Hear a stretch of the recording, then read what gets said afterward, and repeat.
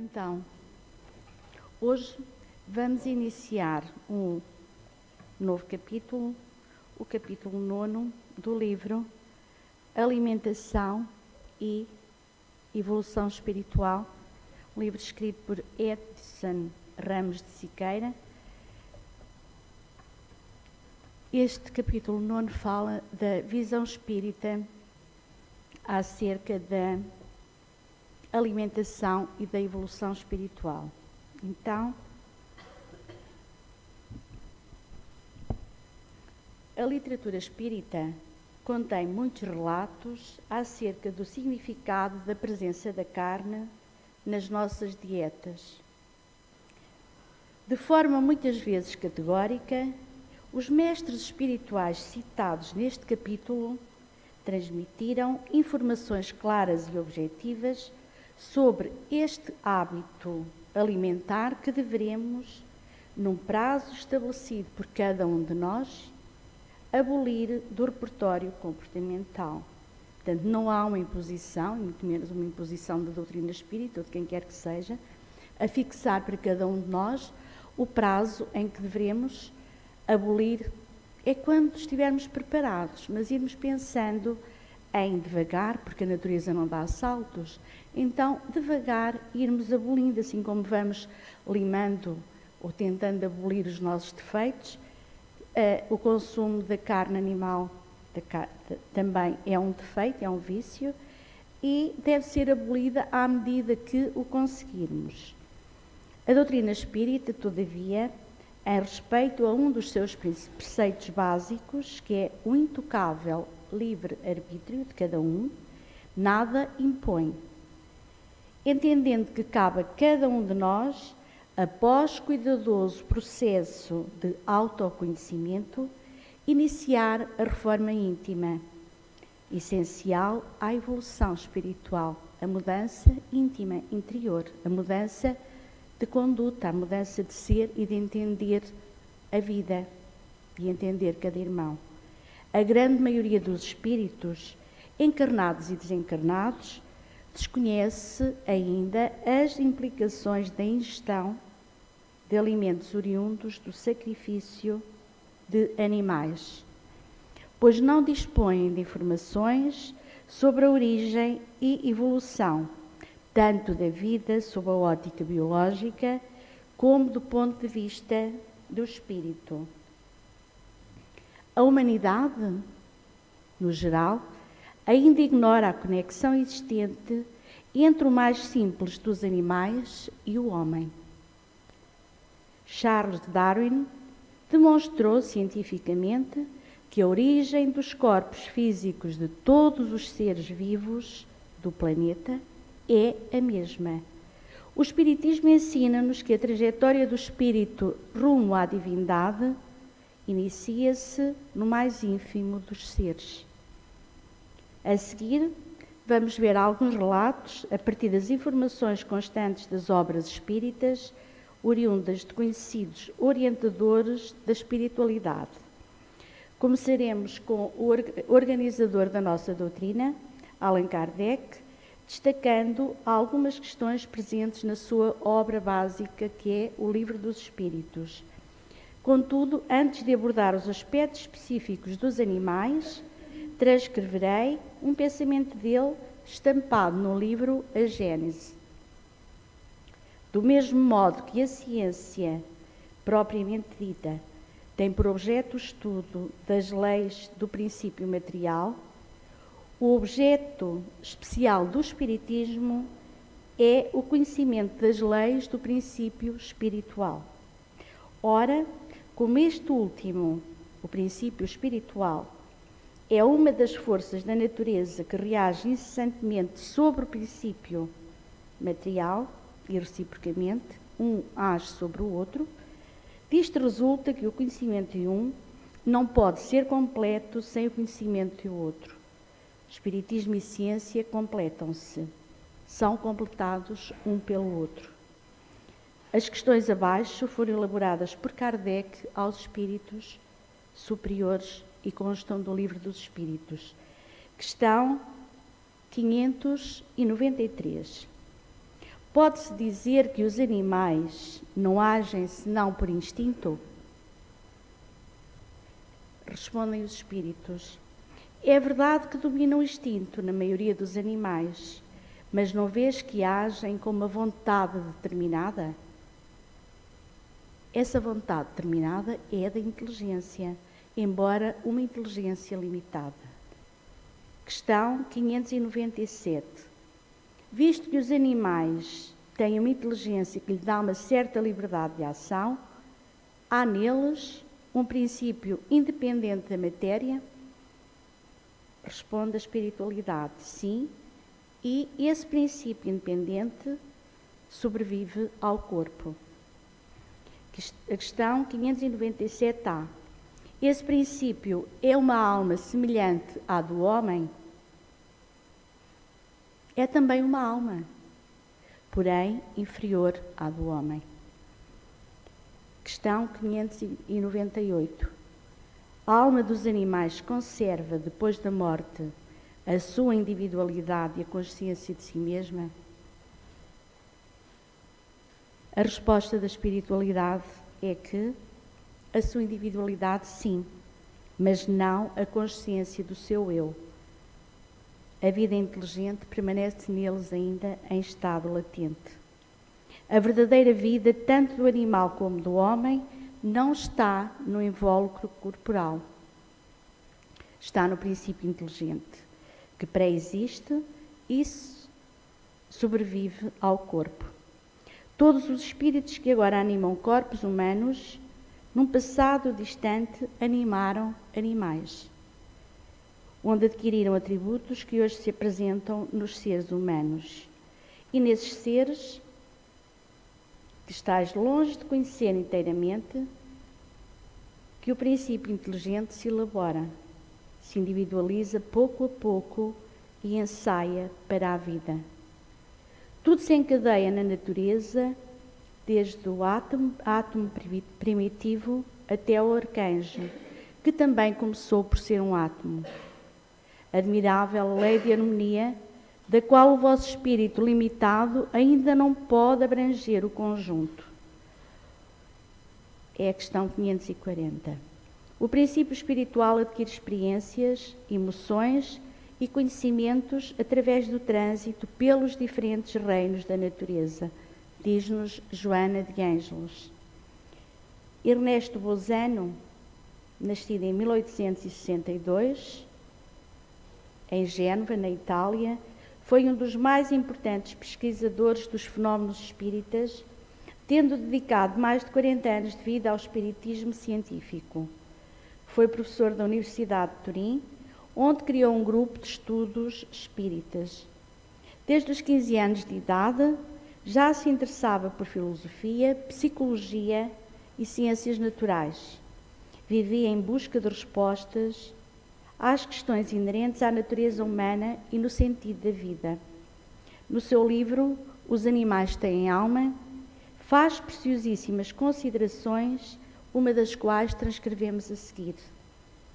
Para reconhecer a verdade fundamental da evolução da vida nos mundos, precisamos desligar o espírito das doutrinas pueris absorvidas durante a adolescência, segundo as quais a alma é criada do nada, no momento do nascimento. E esta é a ideia que muitos de nós tínhamos. E uma vez que ficarmos livres dessa crença absoluta, só resta aderir à única doutrina capaz de explicar a evolução espiritual da vida, a da reencarnação progressiva de todos os seres vivos, doutrina que tem sido intuitivamente conhecida desde a mais remota antiguidade. Há alguma coisa de anticientífico em se supor que a evolução biológica da espécie, ilustrada pela ciência, seja regulada por uma evolução correspondente e paralela do espírito, que se individualizaria gradual e lentamente, ganhando uma consciência própria, sempre mais forte, graças ao acúmulo de uma série de experiências adquiridas na passagem, através de uma infinidade de existências vegetais, animais e humanas? Como quer que seja, não é menos verdade que a teoria da sobrevivência da psique animal deixaria de ter uma base racional se ela não fosse completada pela hipótese reencarnacionista. Porque não se pode admitir uma condição de existência espiritual dos animais sem a qual um quadrúpede, um réptil ou um pássaro devessem permanecer como tais eternamente. Segue-se daí que as formas animais da existência terrena, do mesmo modo que as graduações das raças humanas, não podem ser senão consideradas como formas transitórias, por meio das quais todos os seres vivos devem passar, sem que a vida do universo não se explicaria e seria sem finalidade. Insisto neste ponto, que a escala infinita dos seres vivos só pode ser a expressão das manifestações da alma nas suas etapas progressivas de evolução espiritual. Zalmino Zimmermann, em sua obra Teoria da Mediunidade, aborda com muita propriedade a tão discutida questão inerente à existência da mediunidade nos animais. O trecho transcrito a seguir deixa claro o sólido elo espiritual entre o homem e os demais componentes da escala zoológica. Na verdade, a questão que se coloca é da mediunidade dos animais. Na verdade, tecnicamente é inadmissível que um espírito possa mediunizar propriamente o animal, dada a absoluta incompatibilidade perispírita existente entre ambos, devido aos diferentes graus de evolução em que estagiam.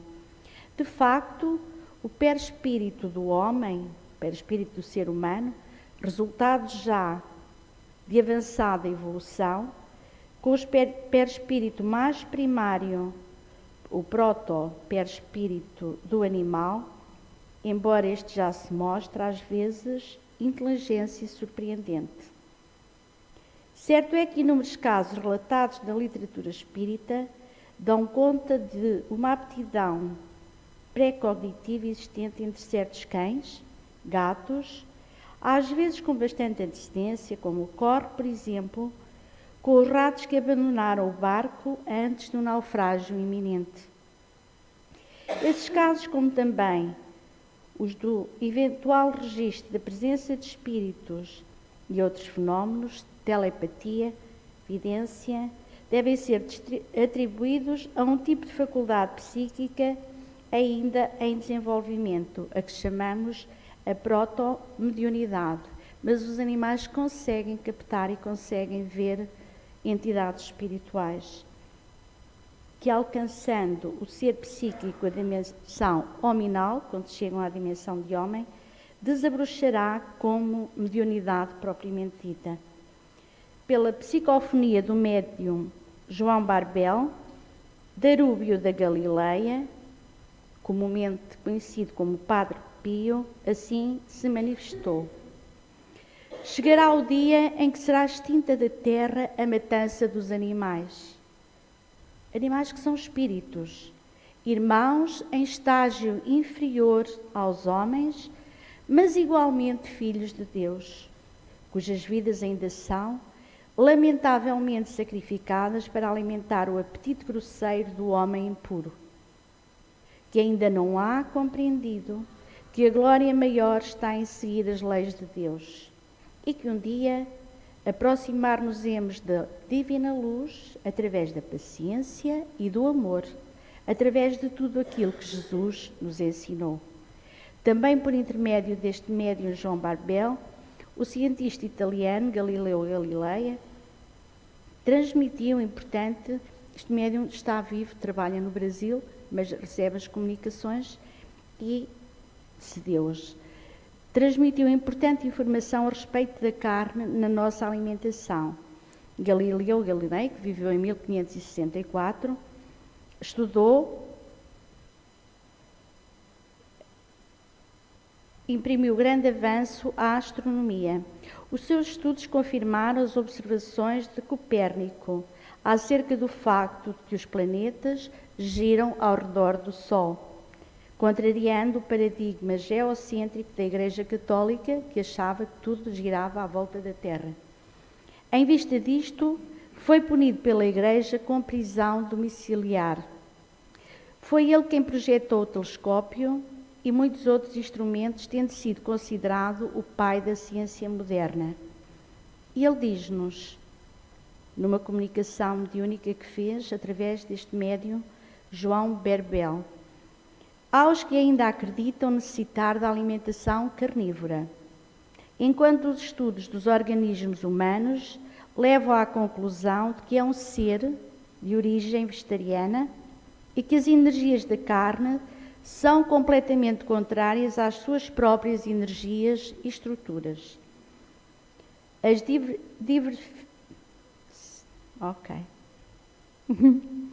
diversificadíssimas às vezes as palavras grandes estão misto. Situações das espécies são colocadas aos seres com a finalidade de aprimorarem as energias oriundas do fluido cósmico universal. É a garantia múltipla da sobrevivência, mas igualmente de seu campo evolutivo, galgando estágios cada vez mais avançados, do mineral ao vegetal, do vegetal ao animal, deste ao hominal, os seres vão galgando os degraus da escada da evolução. O Espiritismo deixa de lado as teorias nebulosas, desprende-se dos dogmas e das superstições e vai apoiar-se nas bases inabaláveis da observação científica. Esta última frase foi escrita por Gabriel Delane. Ele enfatiza que o perispírito é o fundamento básico dos fenómenos espíritas. A sua afirmação adiante reveste-se de relevante significado no que tange ao estudo das questões espirituais dos outros animais. E ele diz-nos assim: não só o homem é dotado de perispírito, até os mais insignificantes insetos o possuem. É ele que contém o desenho prévio e que conduzirá o novo organismo ao devido lugar na escala morfológica, segundo o grau da evolução de cada um. Sob a psicografia de Francisco Cândido Xavier, André Luiz nos brindou com uma obra maravilhosa que todos conhecemos, já ouvimos falar pelo menos, na qual apresenta a realidade do plano espiritual, descrevendo as experiências que agariou em sua trajetória, desde o tempo em que esteve encarnado na cidade do Rio de Janeiro, passando pelo umbral, onde esteve há algum tempo, e finalmente relata tudo o que viveu e como foi parar à colónia espiritual Nosso Lar. E na próxima palestra continuaremos com André Luiz a fazer o percurso dele pelo mundo espiritual e vai-nos explicar como os animais vivem também em colónias, quando desencarnam. Há colónias onde vivem os animais, têm alma e são muito utilizados até no plano espiritual quando saem em trabalhos, porque acabam por ir desenvolvendo também, evoluindo, porque o processo no mundo espiritual também é de evolução, e sendo espíritos em evolução, quanto mais trabalharem também, mais auxiliarem os espíritos, mais adiantados se tornam para passar à fase seguinte. E, para terminar, eu entendi que era assim que nós nos víamos. Eu era nada, quando o sopro de Deus me tocou e eu despertei. E os meus olhos se abriram e a luz eu vi. Eu era nada e então despertei. Estava imóvel e a tudo assistia, porque eu era uma rocha de frente para o mar. Quando o sopro divino minha alma tocou, e eu despertei do sono outra vez. E aí eu era planta que ao sol se erguia, sentia a brisa do vento irmão, tinha raízes tão forte crescia, quando o sopro de Deus minha alma tocou. Estava livre, corria nos campos, podia pensar e escolher o meu alimento, na pele de tigres, leões e golfinhos. Minha alma animal, o sopro de Deus novamente tocou. Foi, pois, Deus quem tudo criou e seu sopro divino à alma ele deu. Ao mineral, vegetal, animal, todos têm a alma pura de Deus Criador. E novamente seu sopro tocou-me e a alma animal se elevou, no homem forte me transformei, mas me esqueci como um dia comecei. Eu era rocha de frente ao mar. Hoje sou homem, mas não sei sonhar. Tinha raízes tão forte crescia. Hoje me apego à matéria tão fria. Era o animal aprendendo a amar. Sou hominal que não sabe amar. As almas puras que Deus tem criado, aos poucos eu mato, sem conhecer seu amor. O poema não é meu, e fique já, não é meu, pertence a Simone Nardi, mas entendo que é um hino maravilhoso realmente às fases todas por onde passamos, desde o protoplasma até à fase em que estamos, o hominal, e a forma traiçoeira como nos deixamos enredar, porque não vigiamos, e portamos-nos cada vez pior em vez de evoluir, e vamos matando em vez de amar. Então, que hoje, mais uma vez, ao sermos alertados por nós próprios, somos nós, estamos aqui e somos nós próprios, não é mais ninguém que nos alerta, para o amor de Deus, o amor que Deus colocou em todos os seus filhos, em todas as criaturas, e que nenhum de nós tenha problemas, pelo menos que se estude, para perceber que não nos pode repugnar pensarmos que um dia já fomos uma pedra, já fomos um gato, já fomos um cão, já fomos uma árvore, e hoje somos homens já grandinhos, que cortamos as árvores, partimos as rochas e matamos os animais. Então, se já por lá passamos e trazemos na nossa matriz todos esse registro dessas passagens por esses mundos, estando a fazer mal a estes nossos irmãos menores, é a nós que o estamos a fazer como parte que somos do todo, que é Deus, que é o Pai.